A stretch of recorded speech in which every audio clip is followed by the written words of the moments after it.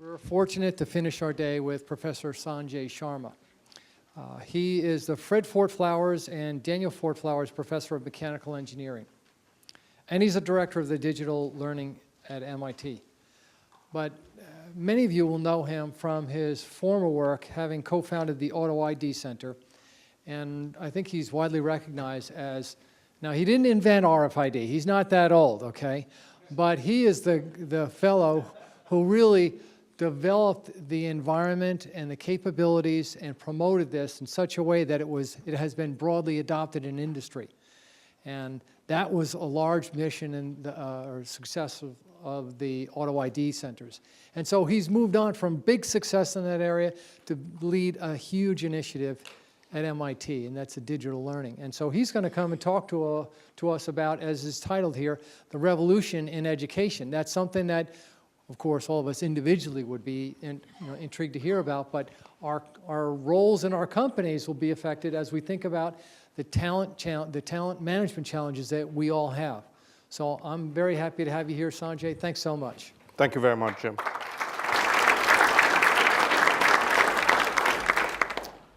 So thank you for this opportunity to speak to you. I'm going to talk to you about education, our business, our core business, and talk about an industry, frankly, which is very old. Can we adapt? We talk about innovation, we talk a big game, a good game, but can we actually change? Does that look familiar? Right? These are lectures. This is the bedrock of modern education. And if you look at it historically, it goes back 1,000 years, at least Western education. Western education was founded, the format which we know today, in Bologna in 1088. There's some controversy about it, but give or take. And what did lectures look like a long time ago? Well, no different, really. Okay, look familiar? If you animate it, you see that dude over there? Right? One guy's sleeping, those two are canoodling. This guy's reading his iPad. Right?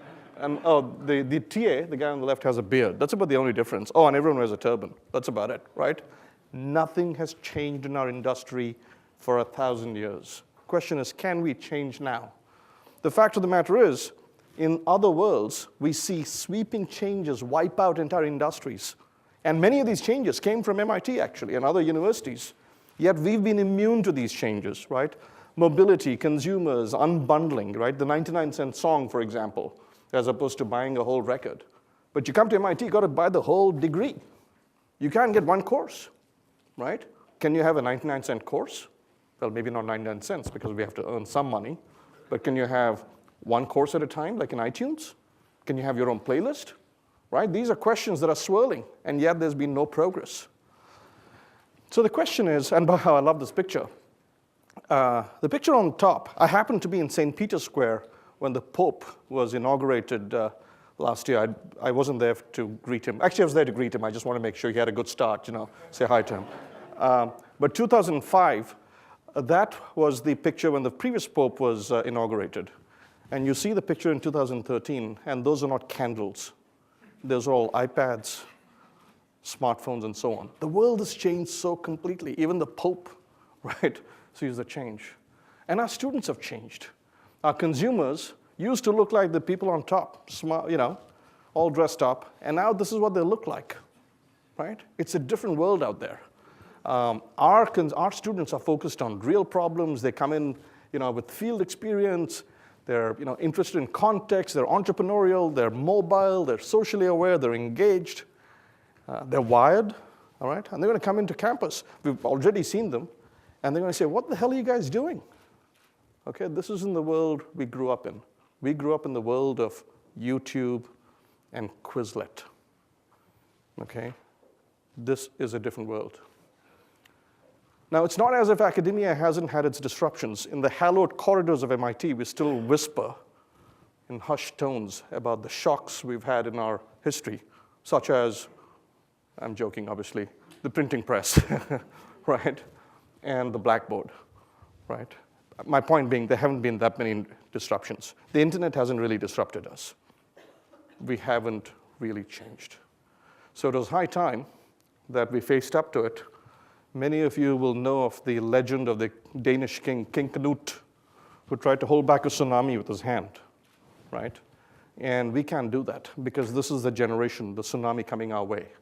We need to wake up to them, we need to embrace them, and we will thrive because of them, because these students are fantastic, and we need to be able to play ball with them. So how did we face it? Well, we launched a new venture to disrupt ourselves. And this is the story I want to tell you quickly, and tell you some of the implications for us, implications for a young student in Pakistan or Mongolia or South America, and the implications for you. This is unfolding as we speak. In June of 2012, MIT and Harvard invested $30 million each and created a new entity called edX. edX is a not-for-profit to bring online learning to the world. And it was very disruptive. And frankly, we've been in the news in the New York Times or something like that every week. Financial Times, Wall Street Journal, over the last 2 years.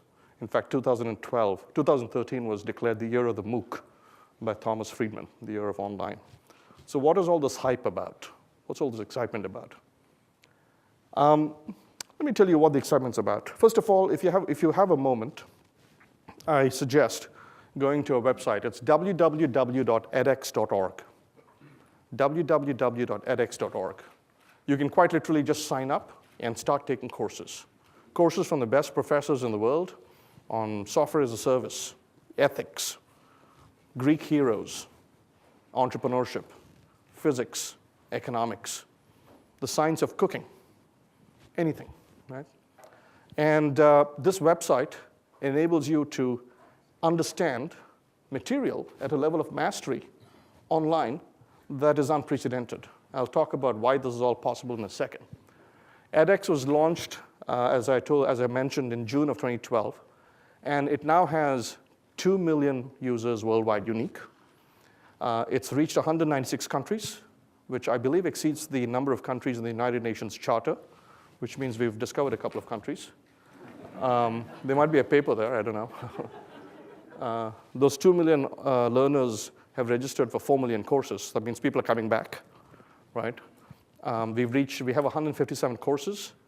We have, the number of partner institutions is growing rapidly. Last week, we announced Columbia University. The other schools are Harvard, lesser schools than MIT, Harvard, Berkeley, Caltech, Etihad, the Indian Institute of Technology in Bombay, Tsinghua, which is the top school in China, the University of Tokyo. We are now teaching courses in 4 languages, and in a nod to globalization, for example, the course in Hindi, which is the national language of India, is not being taught by an Indian university. It's being taught by the Australian National University out of Canberra, Australia, the capital of Canada, Australia. So that's the kind of the scale and the fascinating stuff that's happening. And here's the amazing thing. Of course, these courses are reaching learners around the world. But these courses, this technology is being adopted on campus at a rate which is absolutely killing us. And I'll talk about that next. I'll tell you why. edX, true to MIT's form, edX is a not-for-profit.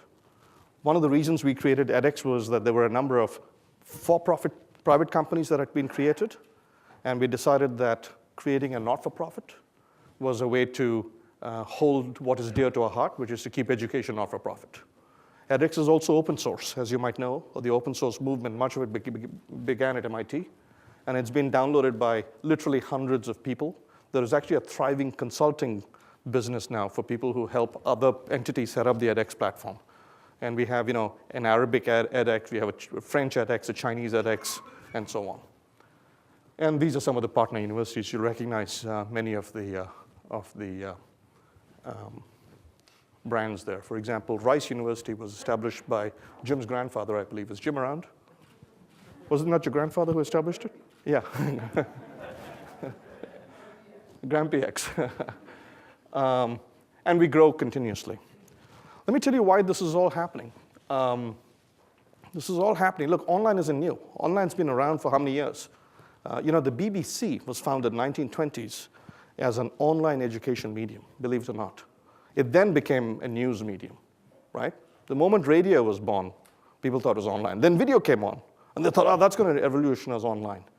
Open University is 1965. So online isn't new. The crux of all this is, of course, you can do online delivery of videos, but it's two other things that makes the magic possible. The second thing, not the most important, but quite important, is social media, social networking. You know how we tell our kids, don't spend time on Facebook? It turns out to be the saving grace, because the students who take these courses are very comfortable with things like Facebook and fora. So there's a lot of peer learning that occurs. So when students have questions, we can't scale our TAs to answer all their questions. Other students answer them. And when answering them, even if they answer wrong, they learn. And then someone else chimes in until the right answer emerges, and that discussion is a great pedagogical exercise, right? So that's the second thing, social media. But the third is the most important piece of all this. The crux of all this is we have invented ways to grade automatically. What do professors do, right? We give lectures, we do one-on-one, and we grade. Grading is very difficult, it's very manual. We've learned how to grade automatically. We're not talking about grading multiple choice, we could do that 30 years ago. We can grade essays, we can grade equations, matrix equations, differential equations. We can grade pictures. We can give students exercises where they draw a circuit, and we can grade the circuit. We can have students write software, we can grade the software. We can have students peer grade each other. That's the breakthrough. It's quite a breakthrough, actually. Okay? Once you have that, the online experience becomes more like a game and instant feedback. And that is what has revolutionized this whole field, and that was the invention at MIT. There's a lot of talk in the press about the pass rate's only 5%. It's true. Our courses, 7%. In other words, students sign up. It's free, by the way. The courses are free. You pay for a certificate. But if you want to just take the course, it's freemium. It's for free. And our pass-through rate is 5%. 5% of the students finish up. And there's a lot of hand-wringing about that. I have no idea why there's so much hand-wringing about that. We only admit 8% of the students who apply to MIT, right? So if 5% of the, of students who randomly sign up for a class finish it, that's quite an achievement, actually. So we get about a 5% retention rate. We have 3 types of certificates. We have audit. We have something called an honor code certificate, which is we trust that you didn't cheat, right? And we have something called an ID verified certificate, which is you pay, we verify your ID. It's kind of proctored. Hi, Joseph, how are you? Right, it's proctored, and you get a certificate, but it means a lot more. What do you think the pass rate for the ID verified certificates is? These are MIT level classes, by the way. Guess? Lower, higher? 60%. Okay, you put skin in the game, you give people really great tools. These are tough classes. Students will slug it out and they'll learn, and when they come out the other end, you read the comments, they're moving, they say, this was an incredible experience. I walked away feeling I learned something, right? That's what we're enabling. Now, we're looking at a number of revenue approaches. One of them is, so we have many targets. The consumer is one. The consumer can take a course for free, no problem, but it's freemium. If you want, certificate, you pay for it. By the way, did you know that Google Maps, which you use every day, is freemium? You think it's free, right? Well, if you hit their server like at 2,000, 3,000 times in a day, they send you an invoice. Now, normal people don't do that, but my student did recently, and he got an invoice. Okay, so a lot of services you take for granted as free are actually freemium. Dropbox, freemium, right? So it's freemium. We have B2B revenue model, which is what we do is we develop the courses, and then we license them to other schools, like digital textbooks, and they use the material, and they pay for that. And so this is how it's a not-for-profit, but it's not we're not trying to make a loss either, right? And then we have B2N, which is a very interesting business model that has emerged. Business to nation. Entire nations are coming to us, like the nation of France, which is a little country in Europe, and came to us and said, we would like to adopt the edX platform in our entire country. And we have 3 or 4 more in the offing right now. And then finally, we depend on philanthropy. We have very It's amazing, actually, the outpouring of emotion, positive emotion mostly, in these websites. And there's a donate button. People just pay because they took the course and they enjoyed it, right? Of course, MIT's alums and other benefactors also contribute a lot of money to this effort because they think it's a way to change the world. So what about campus? Why are we doing this? Does this really help campus? I want to say a few things about that. Well, when we started this effort, I was worried. I thought, this is going to be just outward facing. Will our colleagues on campus really use this stuff? Is it going to be worth the while? And I have to tell you that I personally am utterly bowled over by what has happened in the last 2 years. The first semester, we had 3 courses on campus use this stuff. The second semester, we had 7. The third semester, we had 13. This semester, we have actually 30. I had the number there is 27, but we've discovered a couple of 3 professors using this system without telling us. It's 30. Right? We knew it was going to happen. We hadn't precisely figured out all the reasons why, but let me give you some of the reasons that are emerging. And I think you'll find this interesting just as a last presentation from MIT for the day on what makes MIT special or different. I'm not an MIT guy, by the way. I didn't get a degree here. I'm a Berkeley, California dude, right? So I speak a little bit more objectively than dyed-in-the-wool MIT types. There are 2 immediate reasons why our colleagues, my colleagues, Yossi's colleagues, Jim's colleagues, why they love the system. The first reason is mens et manus. Mens and manus. This is the primary tenet. This is the reason MIT exists, actually. Mind and hand. MIT's model for education is mind and hand, learning by doing, right? And I want to give you some history there. When MIT was established, it was established by a gentleman by the name of William Barton Rogers. William Barton Rogers wrote he came from a rich, educated family in a time when society was highly segregated. It was kind of the tail end of the Industrial Revolution. You had the roughnecks, right? The people who worked in the factories had coal on their faces, and you had rich people who learned science. What he did was actually a kind of a social revolution. He brought them together at MIT. He dignified industry and with science, and he brought science down to earth. So, for example, that lab on the left, it's called the Industrial Chemistry Lab. Even the concept of going to a lab to learn chemistry was kind of new at that time. It's very interesting. Can you imagine learning physics without going to a lab? That was born here. It was mens et manus, mind and hand. And that led to a 150-year tradition of inventing and making and inventing and making. Right? This is Project Whirlwind. And this is a picture of my dear colleague, Alex Slocum, wearing a kilt, carrying a student who's just won the 2007 contest in which students make robots from kits and they compete. And the winner is the winner of the competition and becomes a bit of a rock star. For one thing, they get carried by Alex Slocum. What's a lot of mind and hand here going on. There you go. But this is very essential. Now, let me give you the history, and all that results in real practical implementations in the world. And one of the things MIT is very proud of is numbers like, did you know that 27,000 companies today existing that came out of MIT, right, with revenues of more than $1 trillion, employing more than 2 million people? This all comes from the fact that our fundamental tenet in education is if you learn something, try and do it, and learn by doing, instead of just keeping it in your head. And the reason I'm so passionate about saying that is because it actually speaks to a very fundamental thing for MIT. By the way, this is a great MIT logo. We have a dude with a sledgehammer in our logo, right? And some of the Grand Seal, and some of the words there, in the interests of commerce, the arts, as well as of general education, call for the most earnest cooperation of intelligent culture with industrial pursuits.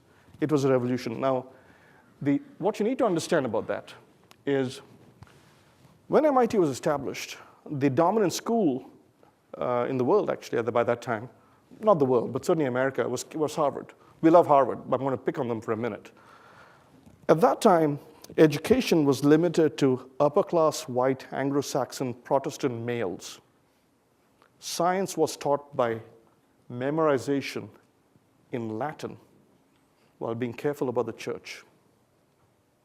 MIT was founded by William Barton Rogers, whose brother's name was Darwin, right? So it's a reactionary. And he called it MIT. The word technology is only 30 years old at that time. It was a new word. Had its first woman student within its first 5 years. First African-American student within its first, 15 years. Even until the 50s, 1950s, Richard Feynman came to MIT because there was a quota for different minorities in other parts of the world. And MIT was fundamentally meritocratic. That's how it was founded. It was founded with the principle of egalitarian introduction of science and industry to the common man. In fact, there was a lot of suspicion about it because people thought that would create, it was dangerous to unleash science on the masses. They couldn't be trusted with it. And so over the decades, there's been a lot of efforts to bring knowledge back into the classroom, but in the form of doing. But as our knowledge has grown, it's a slippery slope. We slide back into lectures, right? And the doing part goes down. Look at this, we're doing a lecture. Because there's so much to say. And it's easy, it's scalable. But over the years, MIT faculty fought back and tried to reclaim that sacred territory, the labs, the hands-on. And that fight's been going back and forth. The line's been moving back and forth. Online is our latest, greatest weapon in that. Because what we're doing with online is massively flipped classrooms. What we do is we tell the students, go online, learn the stuff, come to the classroom, and instead of me talking, let's say I'm teaching welding, right? Instead of me talking about welding, I will distribute 50 welding kits, and we will all weld. And you can smell the weld, you feel the heat, and you really understand what the heat transfer of welding is all about. This is what we want to reestablish, and that's why the uptake is so fast. There's another reason why there's so much uptake. It is instant feedback, and let me give you the quick summary of that. So all of you have seen video games. Some of you may even play them.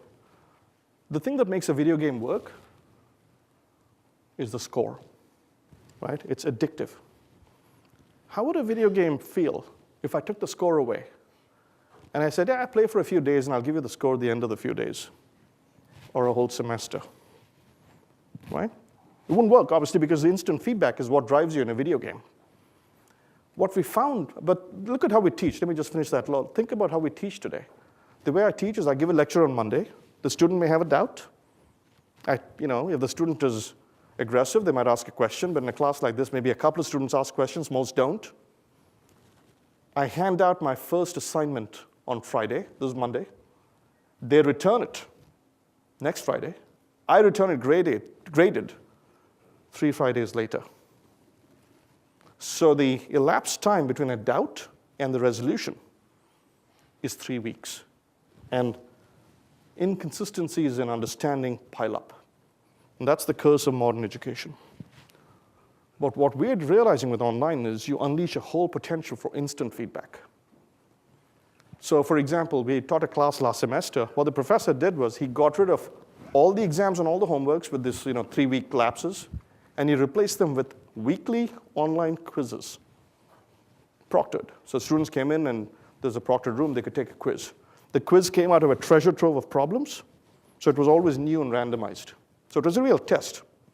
But if a student took the quiz and didn't like their result, they could scratch it. They were locked out for 24 hours, and they could go talk to a TA and then take it again. Right? Complete change in the way we teach.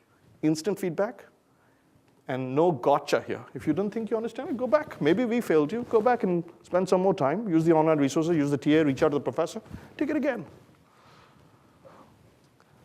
The outcomes that he got were this. Ignore the red lines. Just look at the blue and the green. The blue lines tell you, in 2012, how many students got 100%.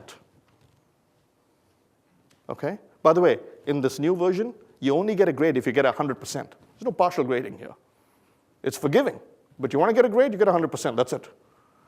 So the blue lines show you how many students got 100% last year for each of the modules. There were 13 modules. The green line shows you how many students got 100% this year. And the results speak for themselves. Okay, this is called mastery learning. What it is a student makes sure that they understand stuff before they move on to the next step. By the way, that's the blue line. The red line, just so you know, shows the number of percentage of students who got 80%. And here's the sad part. It isn't much better than the blue line. This is from last year, right? So what we're seeing here is an extraordinary change in outcomes. And this is why our adoption on campus has been tremendous. And I just want to give you show you some comments, right? This is a lot here. I absolutely love the new way of doing problem sets.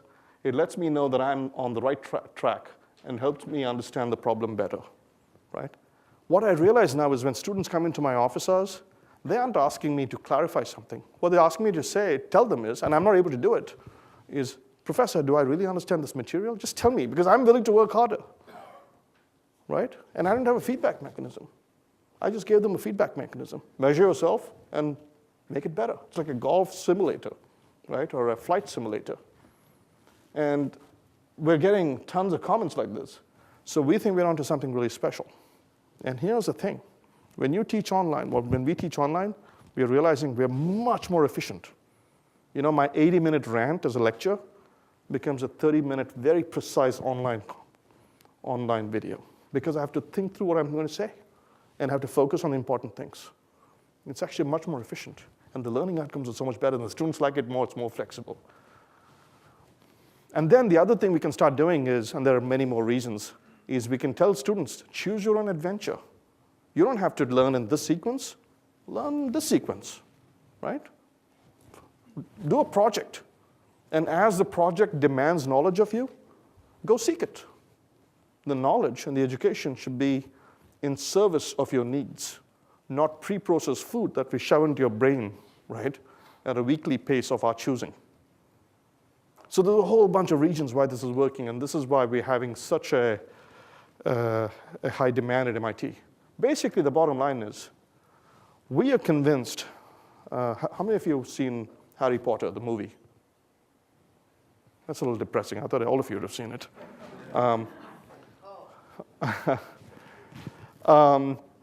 We're convinced. Now, we spend a lot of time thinking, what makes the residential experience here so special? And after a lot of thinking, we couldn't describe it, so we decided to just call it magic. The special magic that happens on campus.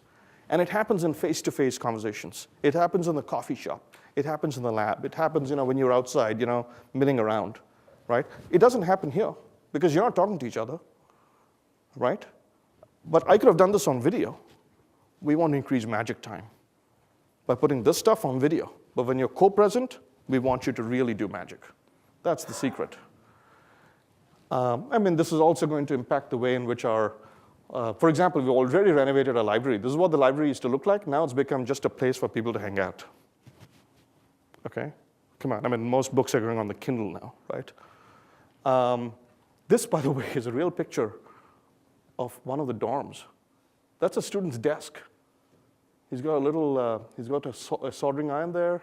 He's got a bunch of circuits. This particular student, who I believe this is the same student, he actually had a machine tool under his bed. And I'm not kidding. You can buy little small machine tools. He had it under his bed. He'd pull it out. He'd machine stuff, right? This is what our students want. They're all makers. They're doers. And the more we can do online, the more we can release time to have work in shops, to do the stuff they want to do. We want to increase magic time. That's why there's so much excitement at MIT. And if you have a moment, if you go to future.mit.edu, I led a task force along with 2 other colleagues on the future of education at MIT. And you can read the task force report. It's an interim report. There's a final report coming out in a few months. So what else is cooking? Well, we've published a bunch of wonderful data. By the way, one of the things here is it's big data. All right, we've instrumented our students.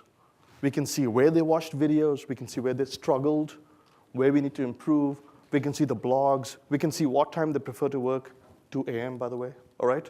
It's amazing the sort of insights we're getting into our students. And so we published a whole bunch of data on that, and that's this report. You can search for it on the web. It's easy to find. We're launching a whole bunch of really exciting classes. The entrepreneurship class we just launched is a good example. So here's what I did. I did a kind of a meta experiment with the entrepreneurship class. It's a class in entrepreneurship. It just launched. So I hired an entrepreneur to participate in it.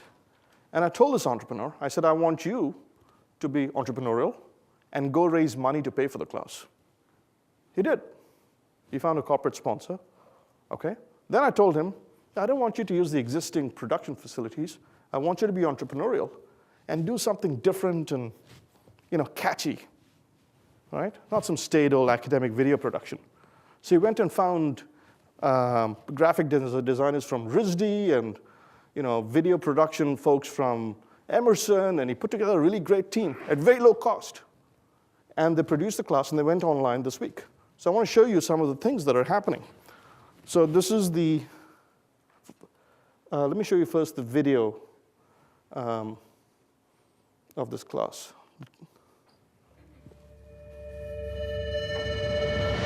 I'm Bill Ouellette. I'm the Managing Director of the Martin Trust Center for MIT Entrepreneurship. We help hundreds of entrepreneurs build great products and great teams. These are the two most important elements for a successful new venture. We encourage our students to have hackers, hustlers, and hipsters on the team because this hybrid vigor increases our odds of producing a truly great company.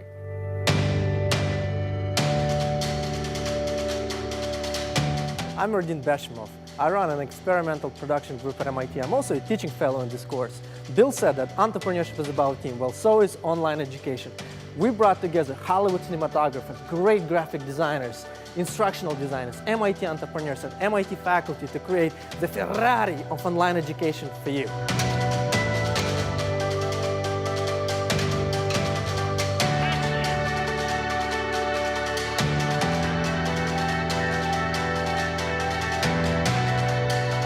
You get the idea.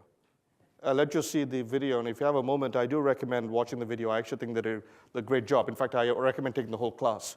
It's video after video, which the reason I think it's a great class is because they were teaching entrepreneurship while exercising entrepreneurship. All right? And so you will see that come through. You will see that spark come through. Erdin is that young man I talk about. He's an MIT Sloan graduate. He was a venture capitalist. And I talked him into coming back to MIT for a low salary just to do this. All right. I want to now go to the Twitter feed, and this is very dangerous, but I'll do it because you seem like good people.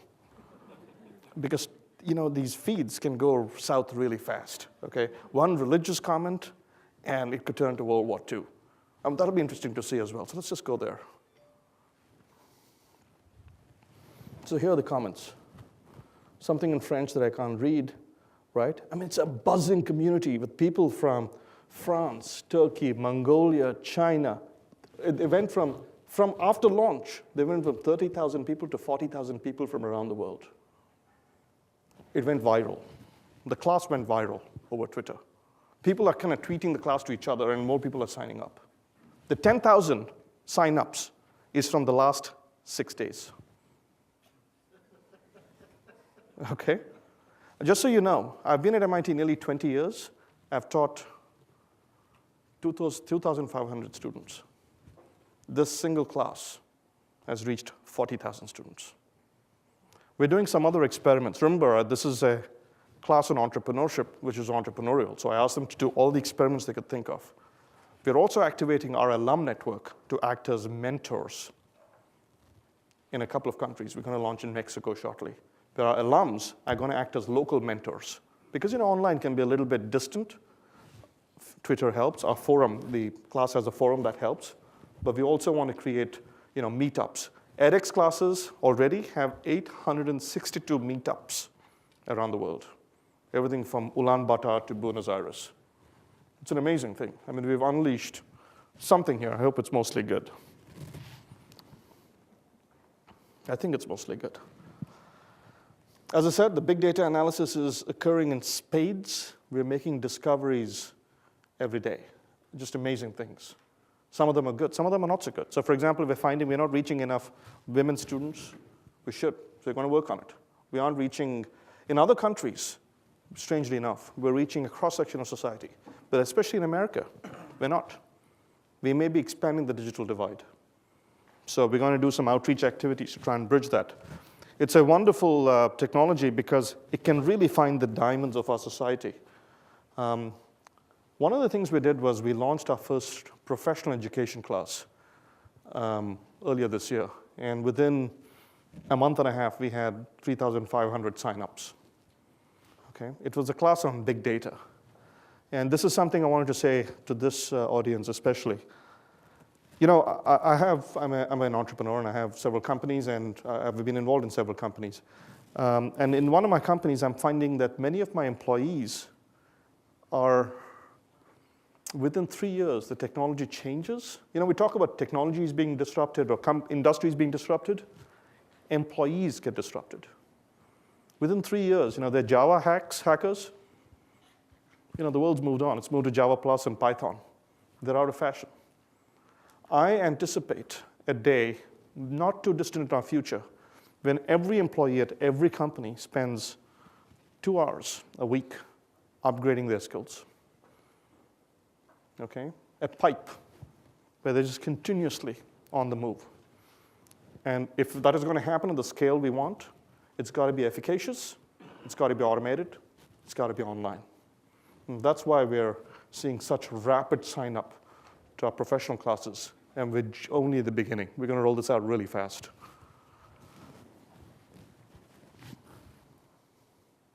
And as I said, we're doing a lot of outreach. So we did a program with the city of Boston last year. We did one with the city of Chicago. And this summer, we're plotting a possibility with LA. We call it LAX for obvious reasons. And the idea is to get a few celebrities in LA to talk about it and try and reach the entire cross-section of LA. Not just rich kids, but poor kids of all hues. And we're excited about that.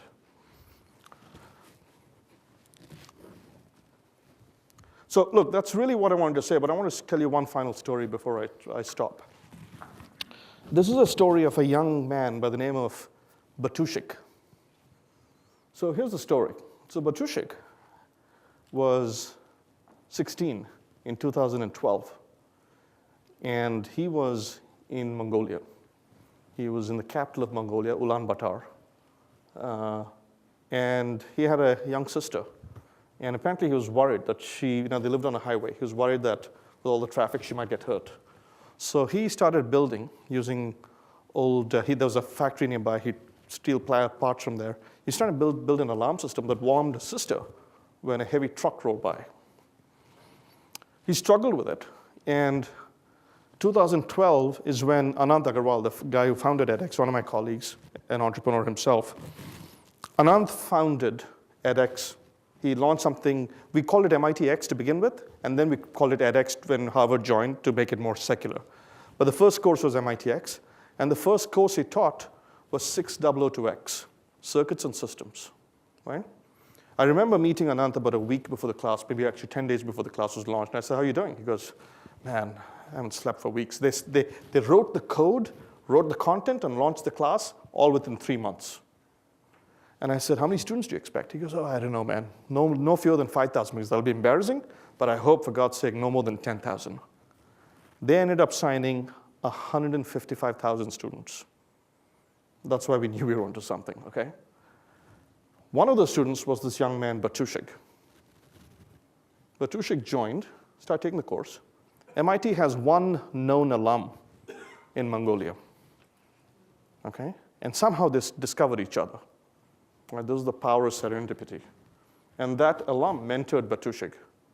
Batushik went on to nail every homework and every exam in the online format of the class. Batushik is now an undergrad at MIT. We only discovered him because of this. And there's a New York Times story about him called Batushik, the boy genius of Ulaanbaatar. Go read it. Well, look, thanks a lot. We can take some questions.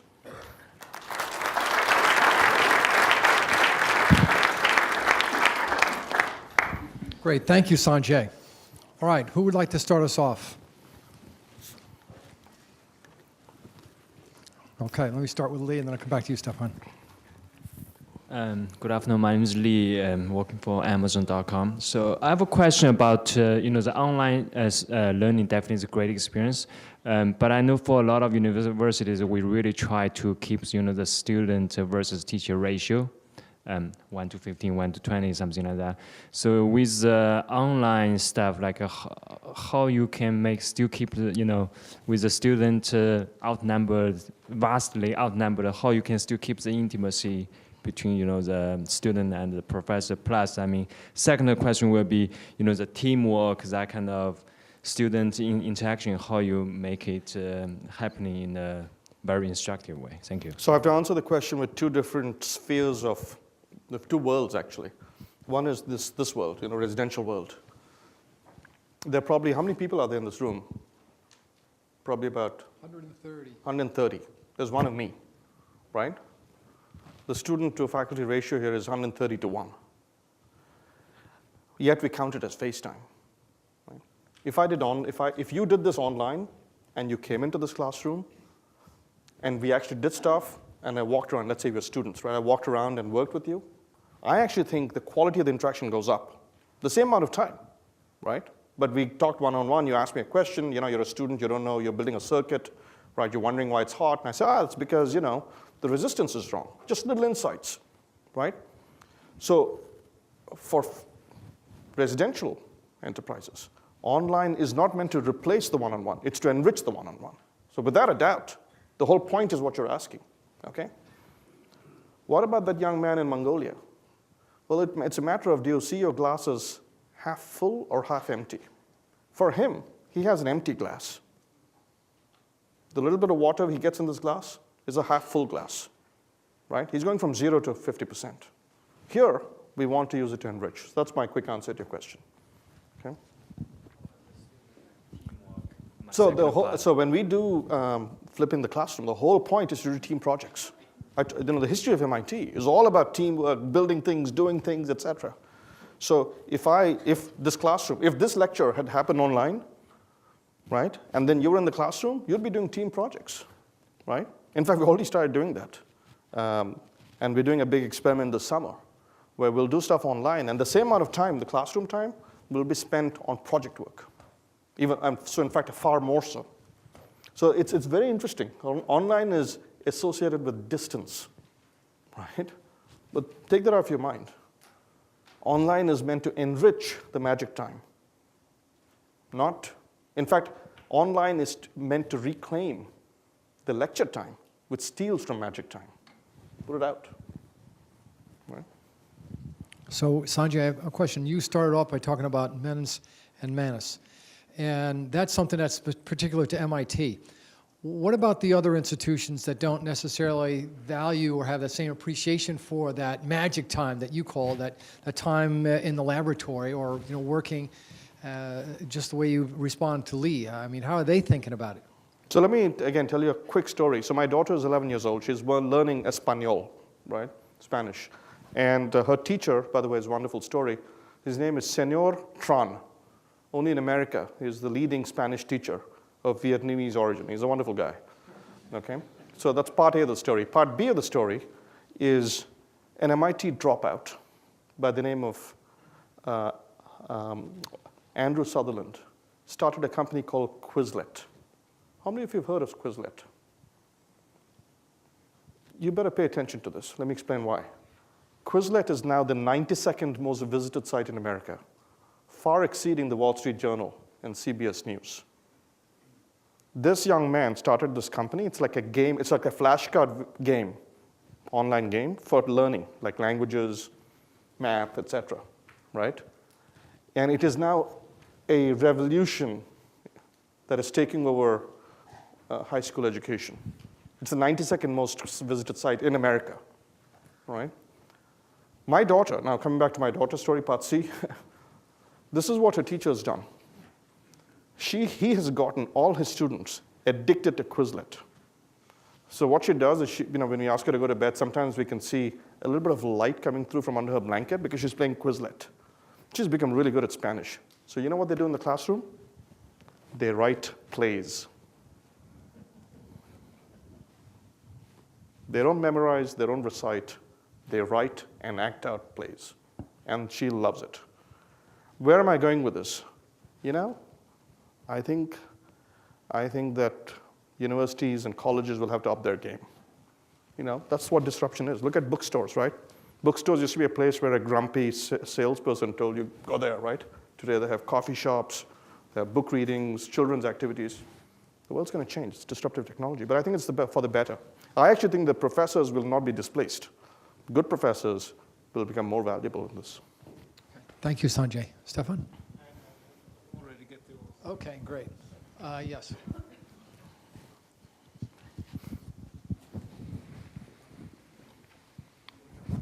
Hi, Sanjay. I used to work at MIT and worked on the Technology Academy in the School of Engineering. And I'm wondering, a lot of corporations spend about $1 billion a year on training.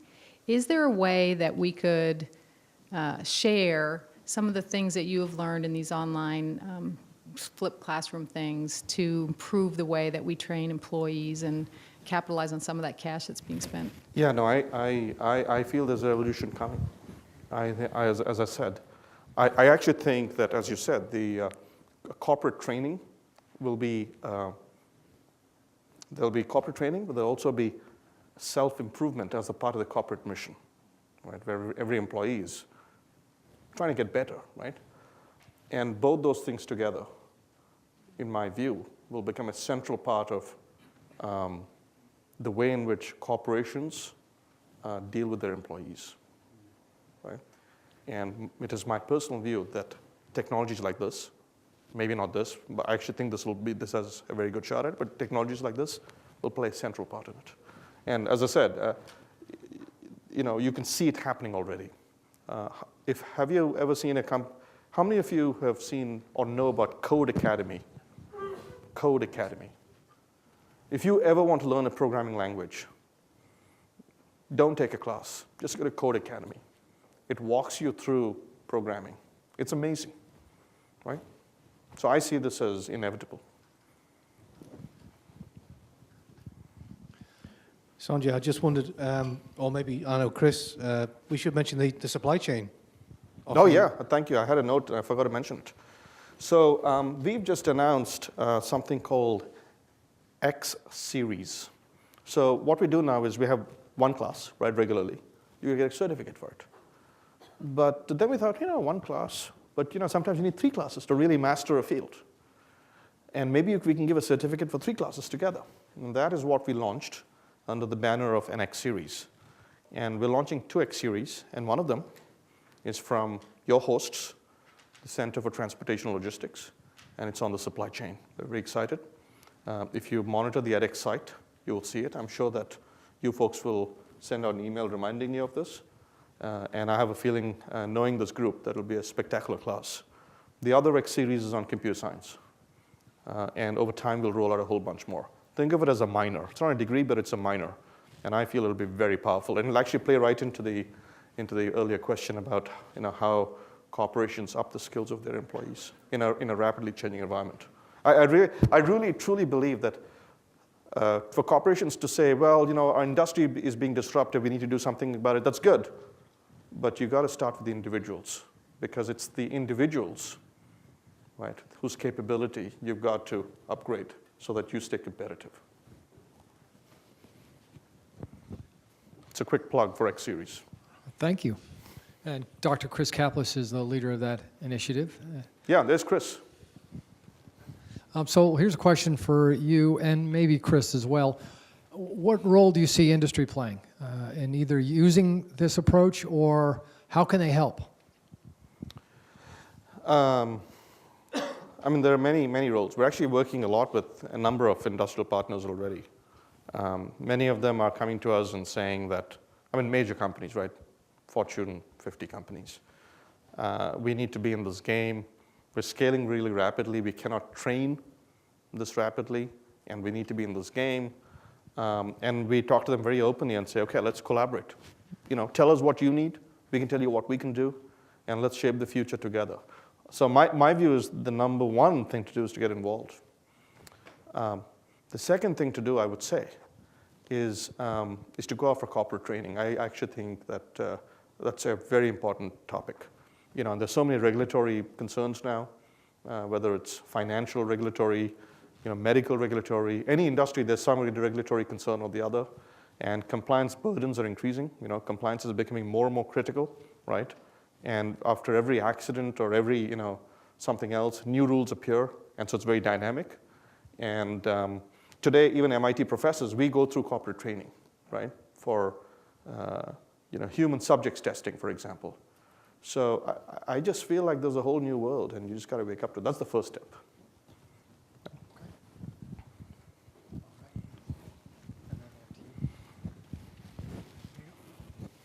Martin Wallace from GSK. First of all, I'm inspired by what you've just shown. It's certainly compelled me to rethink how I've been educated. One of the things that struck me as well is that with this new generation of people and this new kind of way of being educated, that their expectations of how they work is going to change dramatically. Could you comment on how you believe industry needs to prepare for that and potentially the new shift in the way we work? Yeah. Have you seen a movie called Office Space? Which required reading for anyone in the corporate world. We get the front end of the tsunami, right? Before they come to you, we see them. Sometimes we see them in high school because we get a lot of high school interns. Dara, who's sitting there, helped me in a project to set up a new university in Singapore. We see cultural changes across the countries, etc. I actually don't think that we completely grok the change in personality about 3 to 4 years away in our new employees.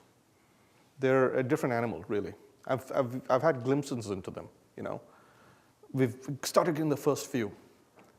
And it may seem breathless for me to say this, but I'll say it anyway. Some of them are supermen and superwomen. Let me explain. They learned programming online before they came here. And they were building websites before they came here. Many of them were building circuits before they came here. Many of them were writing, you know, became journalists in school journalism classes and published on YouTube and got 1,000, 10,000, 100,000 hits before they came here. Many of them have startups like this kid, Andrew Sutherland. Now, we certainly at MIT, Harvard, Stanford, Berkeley, we get the cream of the crop, right? But a lot of students it's a cross-section, have that. They have capabilities that we can either kill or we can leverage. So that's point number one, right? Point number two is they have a very different expectation of work. They're much more project-oriented, to your point. They're much more interested in context. You know, you can't sit them in a cubicle. You can, but a lot less than you could 10 years ago, right? And say, you know, do your little thing, right? There's going to be a lot more turnover. As there's been much discussion about the fact that many have seen their parents laid off, right? Especially in the recent crash. And so this whole business of, you know, corporate loyalty, it's much more mutual now, right? So how have companies like Google faced this?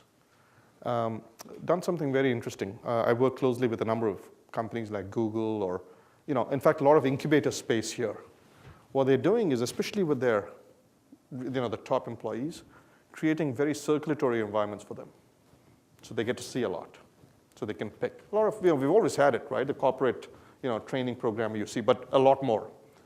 The second thing is creating much more friendly environments where these new employees can do some things, but then they have playtime where they can innovate, right?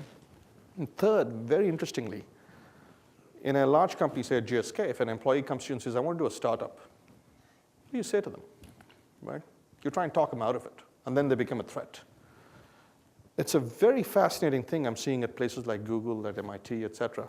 We try and talk them out of it just a little bit, and then we say, listen, we support you, we'll invest, go do it. Stay in touch, right? Where you establish a lifelong friendship as opposed to a short-term, you know, slavish connection. So I'm actually working on this in a different part of my life. And I feel that, in fact, the employee who's going to leave is the employee you want to stay in touch with for a future date, right? As opposed to the loyal employee who has often, you know, no interests outside. So it's a strange new world. I don't have, I'm just giving you some sense of what I'm seeing, but I do think we need to prepare for this. Tony Craig from MIT. It seems that the lecture is really the least valuable part of the class, right? It's the magic time. Well, thank you, Tony. As somebody who has gotten up and lectured in front of students, I'm sure my students would say the same thing, right? So if it's the magic time, yeah. The teamwork, the lab work, getting feedback from instructors on actually doing things, that's where the real learning occurs. How do we deliver that to the students? Right now, we can deliver the lectures to a large number of students, but how do you deliver the magic time? How do you deliver the lectures? How do we deliver the magic time? Since the lectures we can deliver that's a great to question. wide We're still figuring that out, okay? There's a school of thought called constructivism. The original constructivist institution is MIT, as I said, right? Because it was established as a bit of a shock to the system. In fact, the charter wasn't blessed by the Massachusetts legislature because it's so wild and crazy, right? But then there are names like Dewey, Montessori, like Montessori schools, Maria Montessori. Seymour Papert is a professor at MIT. These are the constructivists. Creating that environment is not easy. It's easy to talk about it, right? And I'm talking about it. We've done it a little bit, so we have some really successful places where it's worked. But we've also seen where if you kind of flip the classroom, it doesn't work. So you've really got to think through it. So we have, I don't think that, I know it's not a science yet. It's a bit of an art. We have some do's and don'ts. So our approach here is learning by doing. As you know, we're rolling things out. The Media Lab is another wonderful, they have no undergrads, so they can do it. But it's a playground, right? And students end up doing a great job. So a long way of saying we have some ideas, but scaling it and maintaining quality and not overstructuring it and bureaucratizing it is going to be a challenge.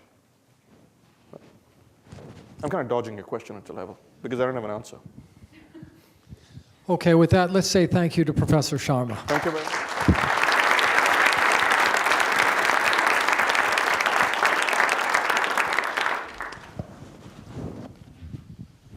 So we've been on quite a journey today.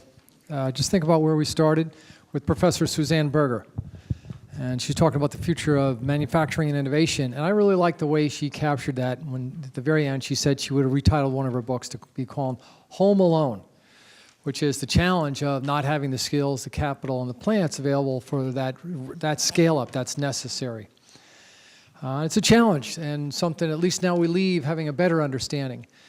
We had Professor Sam Madden talk about big data. Now everybody's talking about big data. Now we have a better appreciation of that actual data that we saw some examples of it. We saw some problems with that. Now we perhaps have a better understanding of what we can do with that. We followed Sam with Dr. Abel Sanchez. And if you're like I am, you're probably a lot more concerned about your passwords and the security of your own machines and your own data.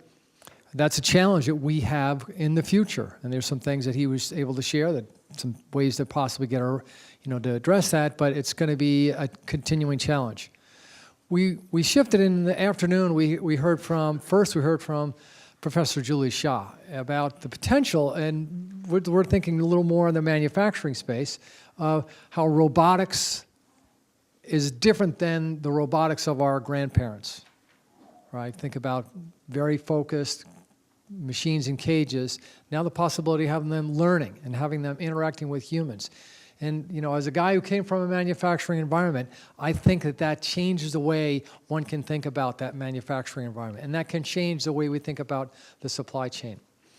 Skylar Tibbetts then talked about 4D printing and then self-assembly, which is way out there. But I can see the potential implications for supply chains.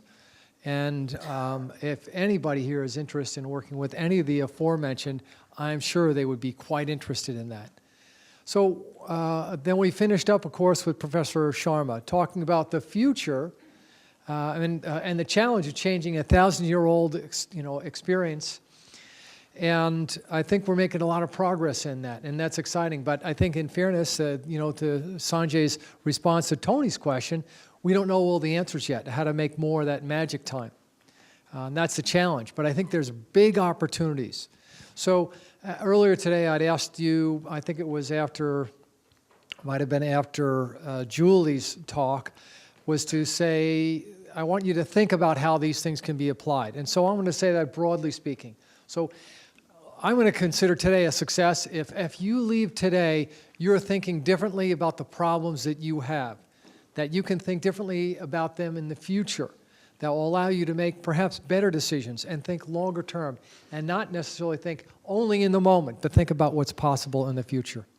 With that, I'm going to conclude and say thank you very much to all of you for investing your time. I want to say thank you to our CTL partners, the supply chain exchange partners. Also extend some gratitude to our friends from the Industrial Liaison Program who had many of their partners come join with us. And hope this has been a very productive day for you. In about 6 weeks, you should be getting a report from me. It might be a little bit longer, depends on how long it takes me to edit it. I've been known to sit on those reports for a long time, but my colleagues, the Myers, have been taking notes on all the presentations, and they're going to create a synthesis so that you'll have a takeaway document, not immediately, but in the very near term, that you'll be able to share around that has insights from the day. I welcome your feedback on this as you think more about it.